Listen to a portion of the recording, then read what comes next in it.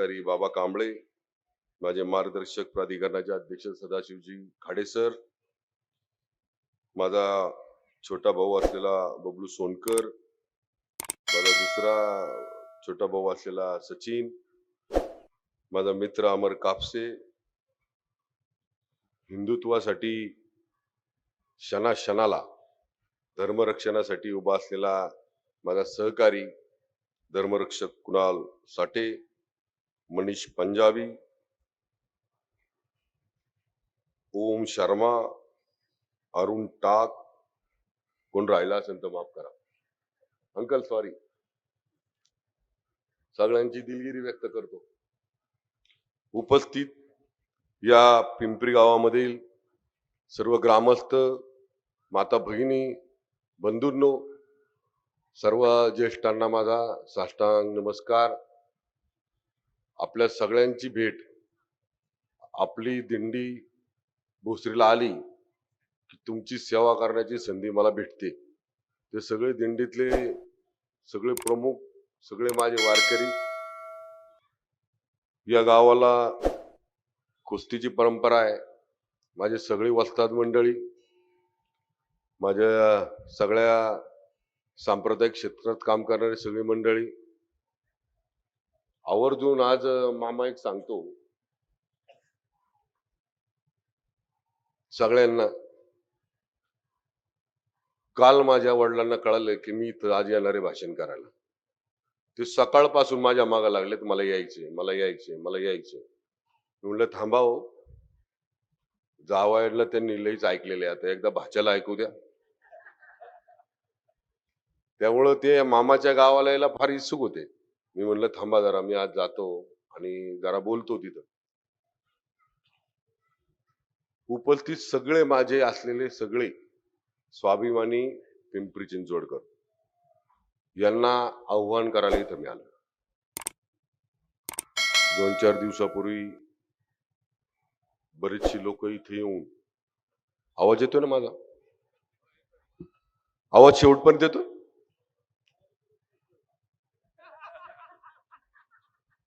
तिथं पोहोचवायची गरज नाही. ते 2-3 दिवसापूर्वी इथे एक सभा झाली.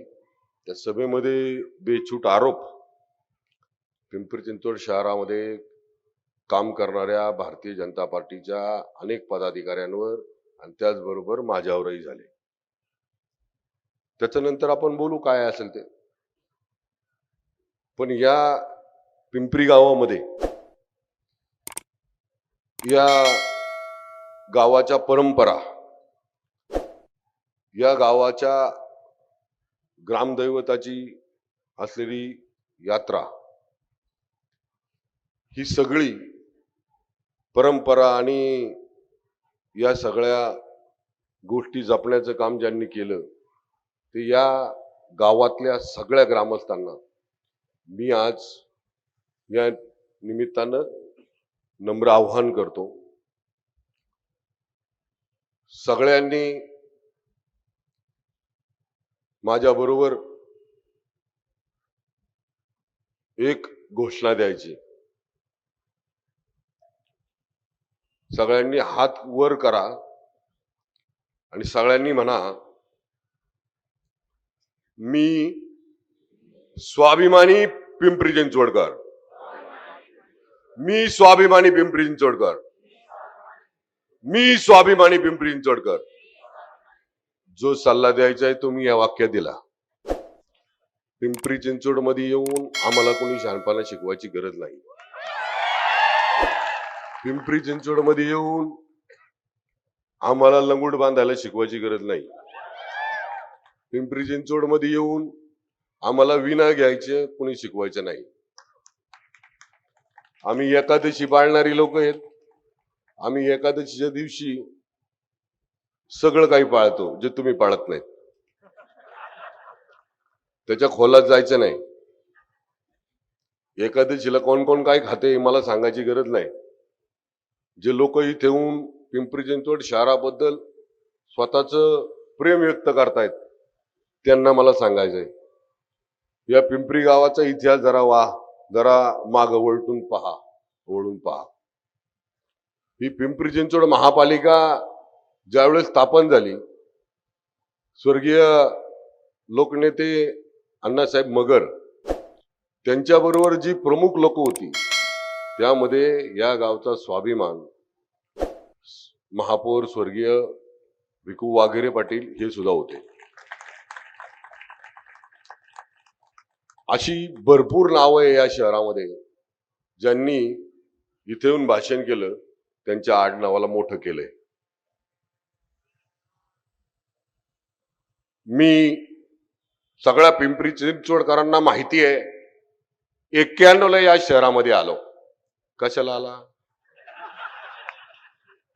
कशाला आला? कोण ओळखत होतं? कोण ओळखत होतं 91ला? तुमचे चुलते नसते तर तुम्हाला कुणीच ओळखत नव्हतं. 91ला आला त्यावेळेस परिस्थिती काय होती? त्यावेळेचे फोटो आहेत, दाखवू का मी? दाखवू का? त्यावेळेस पासून आतापर्यंतची संपत्ती किती झाली विचारलं कधी पिंपरी चिंचवड मधल्या लोकांनी? विचारलं का? स्थानिक इथला पिंपरी चिंचवडकर जर मोठा होत असेल तर त्याला सन्मानाची वागणूक त्यांच्याकडे कधीच मिळाली नाही, कधीच मिळाली नाही. आणि मग त्यांना कदाचित असं वाटतं की इथलं स्थानिक नेतृत्व जर मोठं झालं तर त्यांच्याकडे कोण जाणार नाही. याचा अनुभव त्यांना 2017 पासून आला. पाटलांना मी पहिल्यापासून म्हणत होतो, तेव्हा आम्हाला पण म्हणत होतो चला माझ्या बरोबर, चला माझ्या बरोबर, चला माझ्या बरोबर. पण ते एक नामदेव महाराजांचं मला वाटतं एक उदाहरण आहे. ते चंद्रबागेत आंघोळ करायचे, बाहेर आले की एक तिथं असाच माणूस बसला, तो सारखा त्यांच्यावर थुकायचा. ते परत जायचे, आंघोळ करून यायचे. असं 20-25 वेळा झालं. आणि मग त्यांनी त्या थुकणाऱ्या माणसांनी त्यांना विचारलं, महाराज मी एवढा वेळ थुकलो, तुम्हाला वाईट नाही वाटलं का? अरे म्हणले, तू माझ्यावर जेवढ्या वेळा थुकला तेवढ्या वेळा मला चंद्रभागेचं दर्शन करायला भेटलं. अशा स्वभावाचे मामा माझ सांप्रदायिक आहे. आज तर मी नवीनच रूप पाहिलं, बघू मग हाताला हात काय करायचं ते. हाच जर 2014ला म्हणले असते मामा दोन्ही, तर आज अजून मोठ्या पदावर असते, अजून मोठ्यावर. पिंपरी चिंचवड महापालिकेची निर्मिती झाल्यानंतर पिंपरी हे नाव पहिलं आलं, पिंपरी हे नाव पहिलं आलं. मग या पिंपरी मधला एखादा व्यक्ती, एखादा इथला लोकप्रतिनिधी जर मोठा होत असेल तर माझी या ग्रामस्थांना विनंती आहे, मी तुमच्यापेक्षा लहान आहे, मी तुमच्याकडं बघून बघून तुमचं अनुकरण करत करत इथपर्यंत आलोय. तर या पिंपरी गावातल्या सगळ्या ग्रामस्थांना विनंती आहे, मनातले राग द्वेष भू सगळे भांडणं तडणं विसरा आणि या व्यक्तीच्या मागे उभा राहा. मी भोसरीहून इथं आलो, माझ्या म्हाताऱ्याने मी तिकडनं इकडं आलो, मी त्यांच्या वाढदिवसाला नेहमी एक जाहिरात द्यायचो, जरी ते पलीकडे होते तरी, जरी पलीकडे होते तरी. हंबीराव सर सेनापती हंबीराव मामांनंतर माझा मामा संजोग वगैरे मामा, हे द्यायचो मी.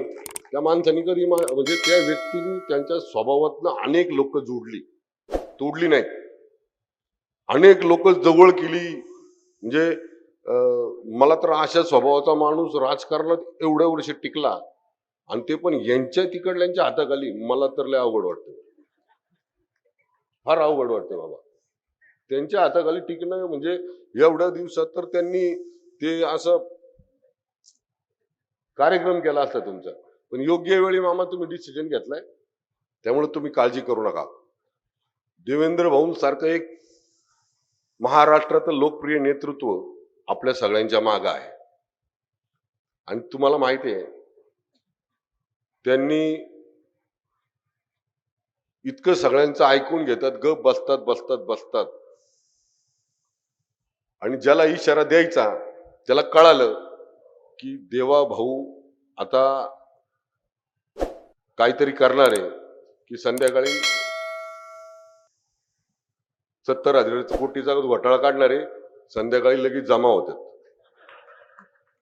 इकडला घोटाळा काढणारे लगेच जमा होणार आहे.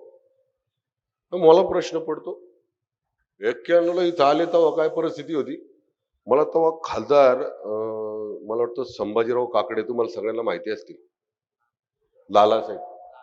लालासाहेब असं काकडे परिवाराचं जे साम्राज्य होतं ते तुम्ही सगळ्यांनी पाहिलं असेल मला वाटतं. आणि त्यावेळेस ह्यांचं काय साम्राज्य होतं ते मी सांगायची गरज नाही, इतिहासाला माहिती आहे तुम्हाला सगळ्यांना. आता माझा हिशोब सांगताना त्यांनी एक चूक केली, काही दाखवलं नाही. आता 40 साखर कारखाने, 40 साखर कारखाने. बरं, यांच्या घरात कोण सहकार मर्चीत नव्हता ना?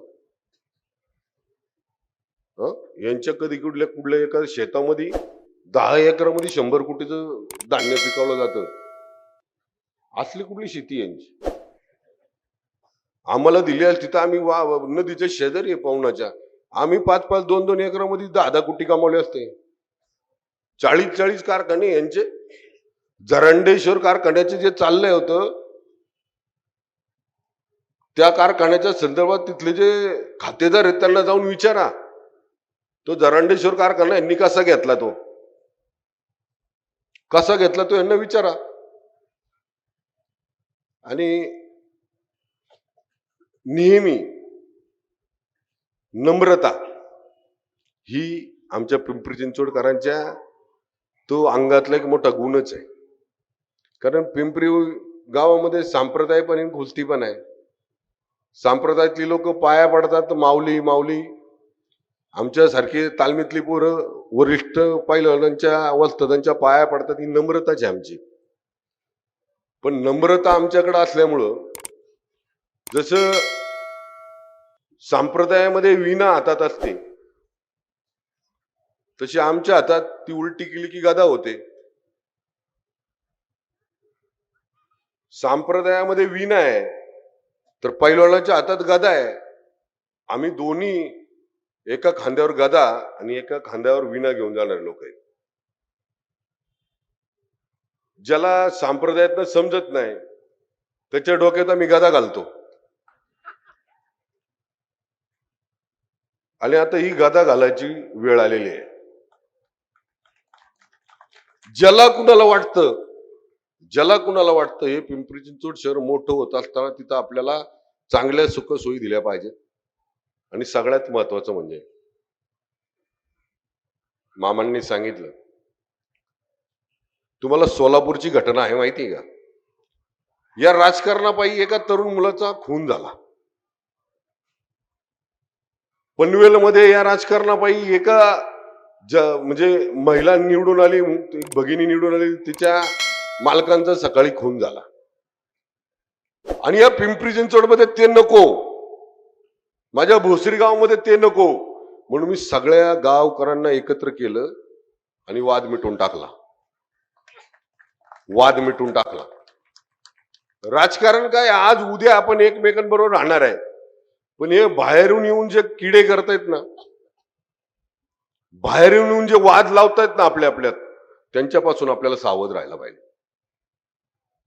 त्यांनी याच गोष्टीचा फायदा घेतला. वाघेरेंच्या विरुद्ध लांड्यांना लावलं, लांड्यांच्या विरुद्ध लांडग्यांना लावलं, लांडग्यांच्या विरुद्ध तापकिरांना लावलं, कुदळ्यांच्या विरुद्ध भुजबळांना लावलं, भुजबळांच्या विरुद्ध इकडं गोवळ्यांना लावलं. यांनी त्याचा स्वार्थ साधला. कधी एकच होऊन दिलं नाही आपल्याला. आणि आज त्यांना हे लक्षात आलं, हे पिंपरी चिंचवडकर सगळे एक झाले, हे स्वाभिमानी पिंपरी चिंचवडकर सगळे एक झालेत. आणि एक झाल्यानंतर त्यांच्या लक्षात आलं की आता आपली काय डाळ इथं शिजत नाही. ते लक्षात येण्याचं कारण पण तसंच आहे. 128 उमेदवार या शहरात उभे करायचे होते. किती? 128. मी तुम्हाला यादी देतो, 128 आकडाच त्यांना पूर्ण करता नाही आला. 128 आकडाच पूर्ण करता नाही आला. ज्यांच्याकडे 128 जागांसाठी 2-4 हजार अर्ज असायचे त्यांना 128 उमेदवार भेटाना. आत्मपरीक्षण केलं पाहिजे. घरी जाऊन डोळे मिटून बसलं पाहिजे ध्यानस्थ. कुठं कुठं काड्या घातल्या मी, कुणाकुणाच्या बाबतीत वाईट बोललो.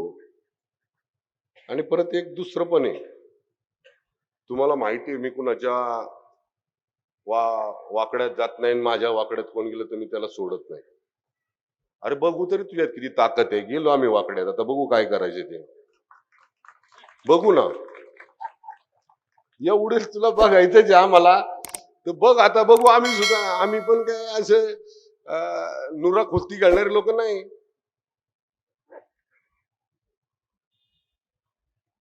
अरे आम्हाला घरातून जेव्हा जन्म होतो तेव्हा पहिला लंगूट बांधला जातोय. तो आम्हाला लढायची भाषा करायची नाही. आम्ही नम्र आहोत, नम्र राहणार.